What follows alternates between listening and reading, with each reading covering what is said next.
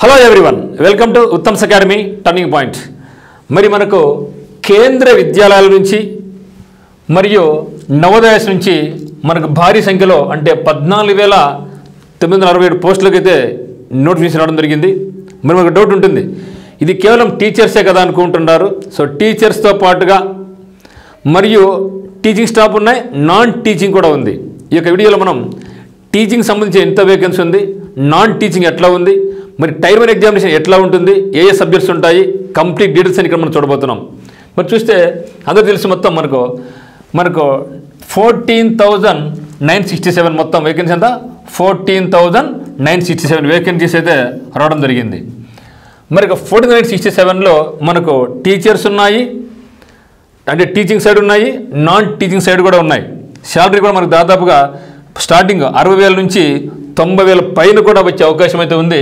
కంప్లీట్గా ఇవి కేంద్రీయ విద్యాలయం మరియు జవహర్ నవోదయ విద్యాలయాల్లో వేకెన్సీస్ అన్నమాట.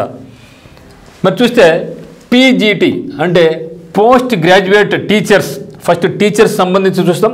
ఆ తర్వాత నాన్ టీచింగ్ ఎవరైతే ఇక బీఎడ్ మరియు డిఎడ్ లేదో వాళ్ళకు కూడా ఏ పోస్టులు ఒకసారి చూద్దాం. మరి చూస్తే పీజీటీ అంటే పోస్ట్ గ్రాడ్యుయేట్ టీచర్ సంబంధించి మన దగ్గర 3,000 అనుకోవచ్చు, అంటే 2,996 కదా, అంటే 3,000 అనుకోండి. దీనికి మీరు పాస్ అయి ఉండాలంటే పీజీ పాస్ అయి ఉండాలి, పీజీతో పాటుగా మీ దగ్గర బీఎడ్ కూడా ఉండాలి. అప్పుడు ఏజ్ ఎంత ఉండాలి అంటే మనకు అప్ టు 40 years వరకు ఉండొచ్చు. ఈ పోస్టులు మొత్తం మనకు 2,996 వేకెన్సీస్, పీజీ ప్లస్ బీఎడ్ ఉండే వాళ్ళందరూ కూడా దీన్ని అప్లై చేసుకోవచ్చు. ఏజ్ కూడా అప్పుడు మనకు 40 ఉంటుంది.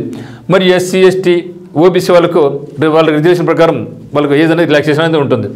తర్వాత మనకు ఉండేది అంటే ప్రైమరీ టీచర్కి సంబంధించి వేకెన్సీస్ 2,684 ఉన్నాయి. ఇక్కడ మనం ఇంటర్ ప్లస్ డిఎడ్గా ఉండొచ్చు, లేదా డిగ్రీ ప్లస్ బీఎడ్ ఉండొచ్చు, మరియు సీటెట్ కూడా అర్హత సాధించి ఉండాలి. సో సీటెట్ అయితే కంపల్సరీ పోస్టులకు మాత్రం. తర్వాత చూస్తే మళ్ళీ మనకు ట్రైన్డ్ గ్రాడ్యుయేట్ టీచర్స్ ఉంది. ట్రైన్డ్ గ్రాడ్యుయేట్ టీచర్స్కి వచ్చేసి 6,215 వేకెన్సీస్ ఉన్నాయి. 6,215 వేకెన్సీస్ ఉన్నాయి. దీనికి డిగ్రీ ప్లస్ బీఎడ్తో పాటుగా సీటెట్ కూడా పాస్ అయి ఉండాలి.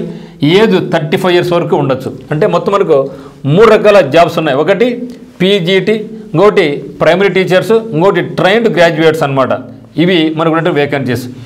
మరి నాన్ టీచింగ్ వచ్చినట్టయితే దీని ముఖ్యంగా మనకు జూనియర్ సెక్రటేరియట్ అసిస్టెంట్ నుంచి మనకు 1,312 వేకెన్సీస్ ఉన్నాయి.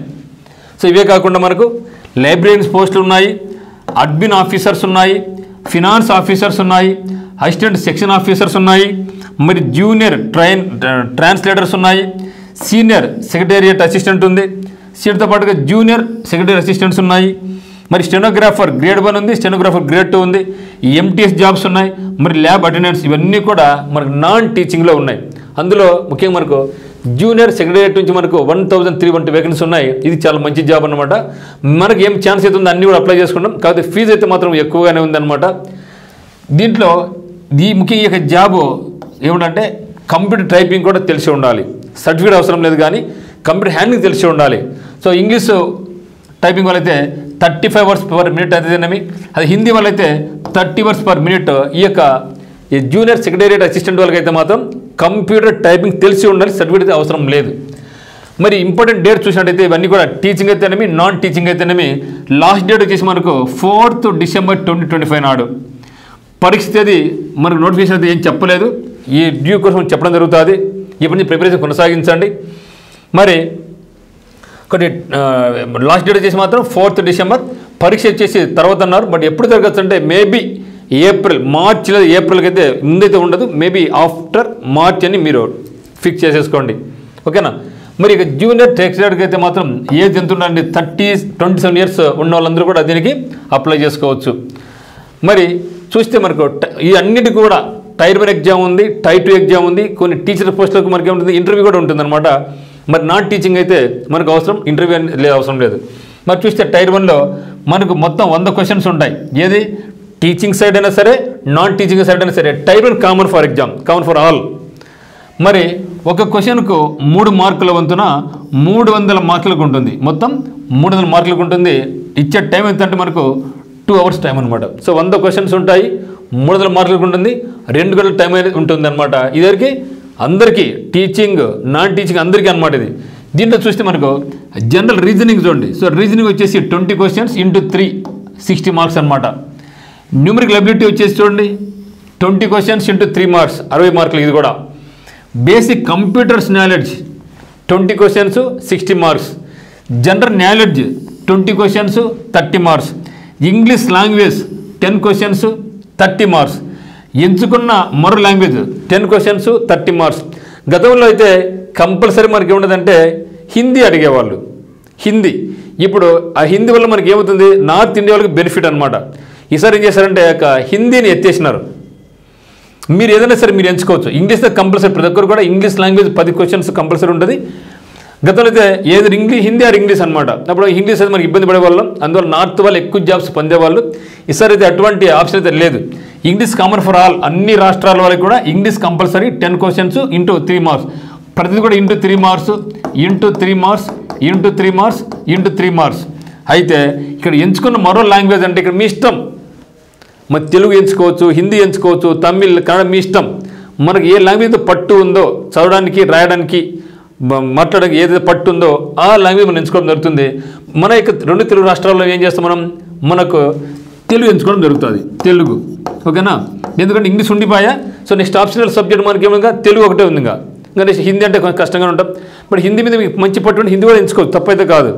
ఎన్ని ఆప్షనల్ సబ్జెక్ట్గా మీరు తెలుగు ఎంచుకున్న 10 ఇంటూ 3 అంటే 30 మార్క్స్. ఈసారి అయితే మాత్రం ఇది చాలా చాలా మంచి మార్పు అనమాట. అయితే నెగిటివ్ మార్క్ ఉంది. సో మొత్తం ఎన్ని 1 2 3 4 ఈ 2 కలిసి ఒక టాపిక్ అనుకోండి. ఎందుకంటే ఇది లాంగ్వేజ్ సబ్జెక్ట్, ఇంగ్లీష్ లాంగ్వేజ్, ఇంకోటి ఎంచుకున్న లాంగ్వేజ్ సబ్జెక్ట్ కాబట్టి మొత్తం మనకు 5 సెక్షన్స్ ఉంటాయి.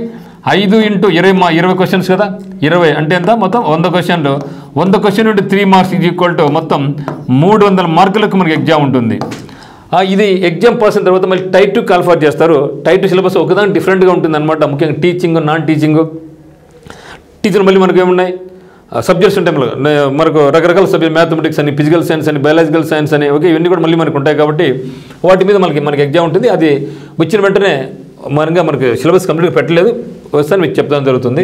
అయితే టైప్ 2 అయితే మాత్రం మనకి సబ్జెక్టుల వారీగా సిలబస్ అనేది మనకి తిరిగి వెబ్సైట్లో పెడతారు. మరి ఇది సిలబస్ డిఫరెంట్ మనకు చెప్పలేం కాబట్టి.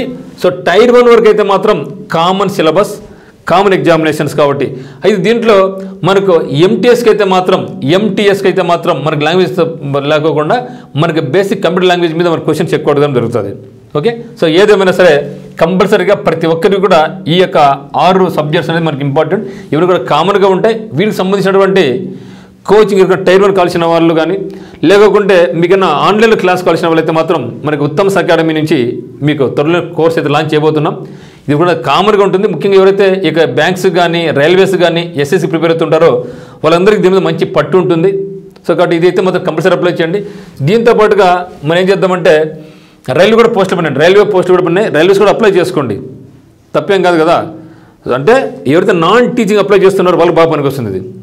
సో టీచింగ్ వాళ్ళకు మీ సబ్జెక్ట్ వేరేగా ఉంటుంది, కానీ నాన్ టీచింగ్ వాళ్ళకి అయితే మాత్రం కంప్లీట్గా వాళ్ళకి ఆర్ఆర్బీ కానీ, ఎస్ఎస్సి కానీ, బ్యాంక్స్ కూడా మీరు ప్రిపరేషన్ కొనసాగించుకోవచ్చు అనమాట.